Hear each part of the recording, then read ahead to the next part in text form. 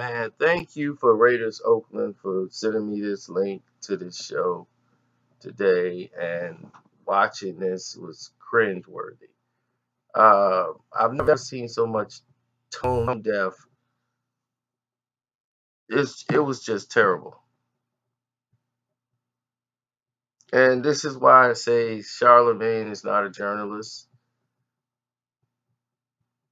He's basically chatty patty, ridiculous commentary.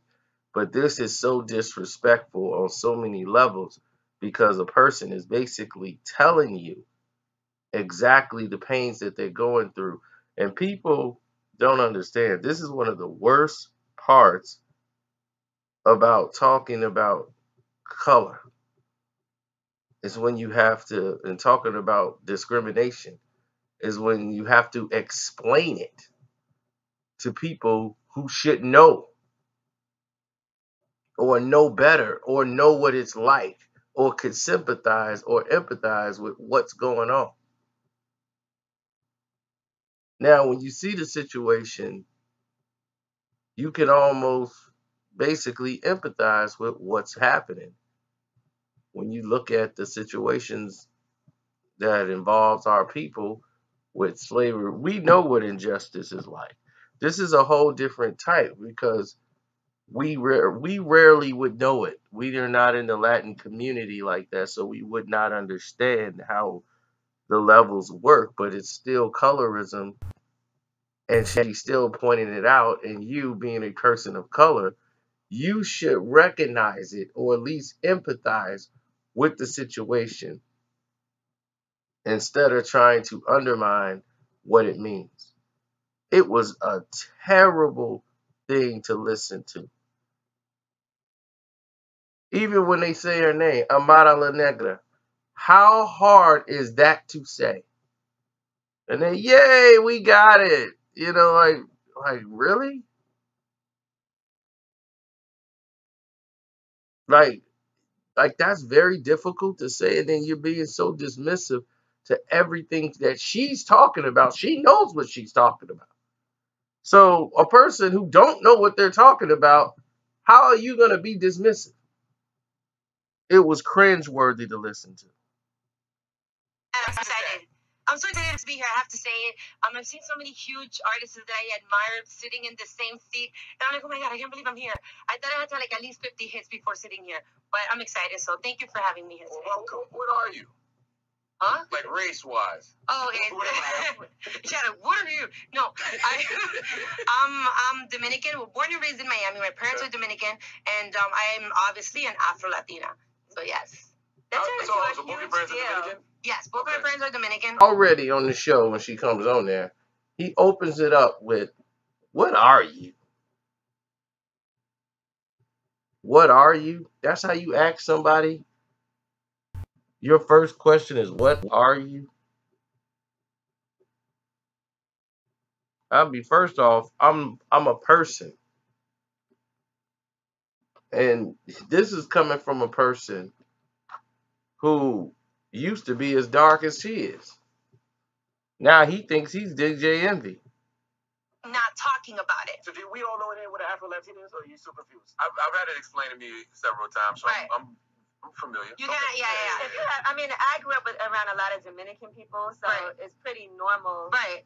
to me. But I know that in a lot of places, people don't see that as much. I just feel that we come in so many shades. Like, my mom is a little bit darker than you, but my father, it's very, very, very dark skin, way darker than me. So we come in so many different shades that it's like, why is it so hard for people to understand or accept me? Because I just feel like there's standard of beauty in the entertainment industry that you have to look a certain type of way in order to be pretty. Your hair needs to be straight and silky in order to be pretty. Or if you're Latina, you have to look like J-Lo, Sofia Vergara, Shakira. But when you look like me, you don't look Latina enough. What does that even mean? There isn't a Latin country that doesn't have people that look like myself. So why aren't we on magazine? Why aren't we on movies? Why aren't we? So it bothers me. I thought you were black until I heard you speak. But didn't your manager say you had to cut your hair?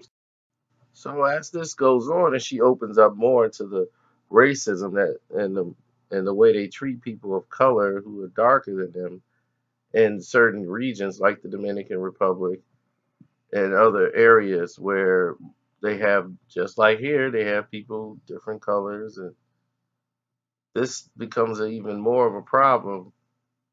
As he gets on the show, he becomes more condescending as they go down this level. As she's really getting emotional talking about it.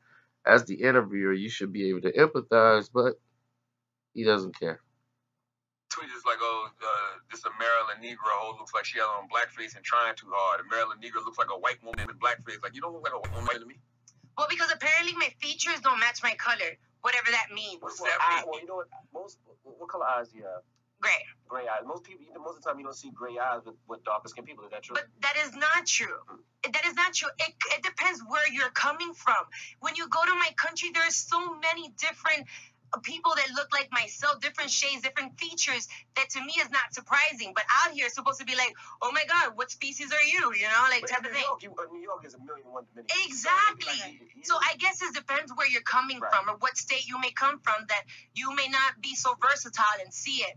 So, and even in the Latin community, which is my biggest issue coming from the Latin market into the American, I'll tell you something that happened that was really important in my lifetime. That is the reason why I stand so hard for it.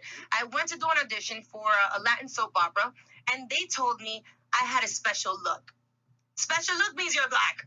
So they said I had a special look, and I was like, okay, cool. They're like, honestly, because you're so cool, I'm just going to tell you the truth.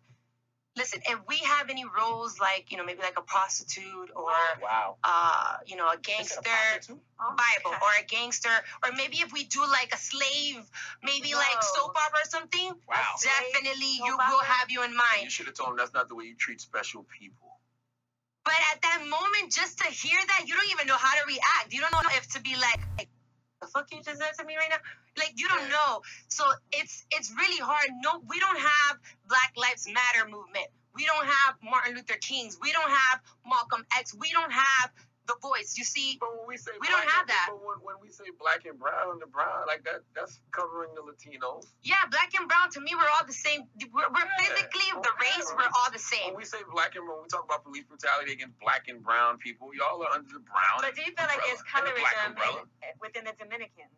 I wouldn't say the Dominicans, because I think that's very limited. I would say amongst the Latin community, there is. So as she's talking to people of color, Angela Yee, she's understanding what she's saying, and Envy's trying a little bit, but now, Charlamagne looks like, I need more juice out of it. I'm just not understanding this. He's really becoming more and more dismissive as the conversation goes on about color.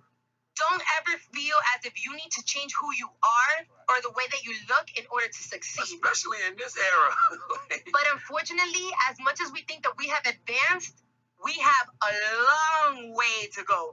There's a lot to learn. I will say, and I mean, it could be because I've never paid attention. I've never even heard this conversation until right now. Yeah. So what? To simplify it for you, what exactly is the struggle that you're facing? What is the struggle? The struggle is wow. I think it's very similar. Obviously, they'll always pick the lighter. They'll always pick the ones that look, like I said before, like J-Lo's and Shakiras and stuff, before they look at us. Who cares if you're talented? Who cares if you're educated? You're always going to be the last option. And that's just, it's just a symbol of beauty. I don't see that. Like, yes. And I guess I'm uptown a lot. I'm in New York. But you don't see it where? I don't even see it in Hollywood, though. How you going to see it, Envy? You're light skinned. Okay, but the same thing I go back to. For the most part, I'm coming from the Latin market into the American, and this is the struggles that we have. Right? You can say you don't. Not in your mind. Wow. It's not because you can. That's Love and Hip Hop. That's a storyline. And who the fuck is Hollywood? But it's a true. Yeah, but it's a true storyline. Like, it's not even. We didn't have to fake it because it's the truth. Like, if you sit down, I would love for you to Google right now. But besides the Latin soap opera, where else have you There's no movies. There's no soap operas. There's no magazines. There's just nothing. And if they do, they'll pick this one that's kinda. But what is Cardi B? Cardi B is Dominican, and I think she's mixed with something. She mixed with something else. Cardi teeth was messed up. She came from the strip club. She but so-called ratchet and ghetto as hell, and now she's America's darling. You just said it. America's darling. But she was our darling before America, so it's like. Okay, so yeah, but at the end of the like day, Cardi, we like her. Like yes, like, I but think people like. she popped up in the American, not the Latin market. You guys And don't now even the know Latin that market is Latin accepting You her. think she's lighter than you? Time out real quick. Why you look at me like that? I'm confused. It's kind of. You said she popped off in the American market, not the Latin market, but you popped in the Latin market. And now you're trying to pop in the American. I popped up in the Dominican Republic, and then from there I reached out to certain places because of the music. The music traveled, but it took me a really long time to make that one pop. So what she's saying, Charlamagne, is remember back in the days that people only wanted to see light-skinned R&B singers, female, and then the dark skin kind of was. But who are these people she talking about? Because you popped in the Latin world. Now you're trying to pop in the American world. Cardi's popping in the American world, and she's kind of popping in the Latin world. Yeah, but we don't look the same. The concept is not the same. So you think it's the dark skin? Of course it is. I'm not even gonna try. Issa Rae. How do you explain people? SZA. How do you explain? But she's talking about the Latin market. So you're not Latin, so you don't listen to Yeah, Latin. you Exactly. confused. Right, yeah. I thought she was trying to break in America. I think for Amara, she's had Americans will accept me easier than the Latin community would. So why do you? So you have the Latin community that's not accepting you. I don't think America cares. Yeah, America doesn't. Okay, it's not that hard to be confused. Let's bring it back. All right. Okay, so let's say that you're Dominican. You're Dominican now. Hey, papi. Hey. White jeans on. After Labor Day. You're Dominican now. Right now, you're gonna audition. You're gonna audition. Okay. Oh, I thought you said take it. No. Hey, come on now. Okay, so let's say that you're gonna audition for a movie or something. Okay. You're never gonna get like the main cast member or anything like that. You'll be the gangster, the raper. You'll be kind of those roles. Okay. So then here's where You're not going to be the hot So basically, if I was Dominican, he was Dominican, I get the role because I'm lighter and he's darker.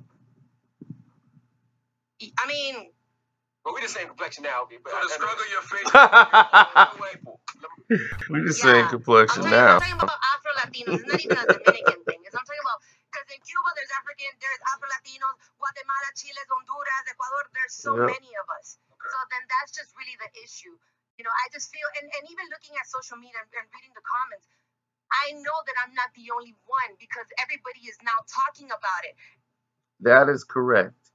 And the thing is, why is he being so dismissive? Because he's living his own personal hell of colorism. You talking to somebody who was blacker than the word onyx, and he sit over there and changed his features. And now he's about, it's just like Envy just said, we the same complexion now. So he's a person who had a problem with how he looked. He's one of the victims of colorism. So his confusion is the reason why he looks like he does right now. It's the reason why he has Botox in his cheeks. The reason why they stuck a vacuum cleaning up his butt. It's the reason why his eyebrows are waxed. So he has a problem with image. So he's confused. He doesn't understand. So no matter how much you explain to him, he's always going to be, well, you sure that isn't in your mind? Where? What about Cardi B? Cardi B's light-skinned. Oh, so you're saying it's a color thing. No, she's only been saying that for the past 6 hours. She's been on this show. My gosh, this is terrible. This is really bad. And as for another black man to listen to this is sad. Because that's the worst thing that could ever happen to you, is for you to be discriminated against and then have to sit down and talk about, I'm being discriminated against. That is like the worst part about the discrimination, is to sit there and have to explain it to people that should automatically know what it is. Why you have to explain it to them to this point? They should know. I'm out.